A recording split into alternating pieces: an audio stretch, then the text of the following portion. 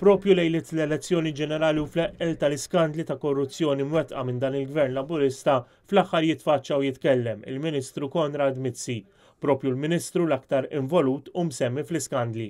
Kien f'Birzebbuġa li waqt attività taħt it-tinda flimkien mal-Prim Ministru Joseph Muscat tkellem il-Ministru Konrad Mizzi minkejja l-pressjoni li għandu fl-opinjoni pubblika u bl-iskandli li joħorġu kuljum. Kemm il-Prim Ministru kif ukoll il-Ministru Konrad Mizzi għażlu li ma jitkellmu xejn dwar dawn l-iskandli kif ma semmew xejn lanqas dwar governanza, il-kontabilità u gvern nadif. Anzi, fid-diskors tiegħu il-Ministru Konrad Mizzi ipproġetta lilu nnifsu bħala politikant li diġà jaf li jekk jitla gvern laburista u se jkun Ministru. Dan għaliex fid-diskors tiegħu il-Ministru Konrad Mizzi appella lill-Laburisti u lill-poplu Malti biex jerġgħu jivvotawlu biskontu iwettaq il-pass li jmiss, dik li jitwettqu proġett infrastrutturali u jsiru t-toroq.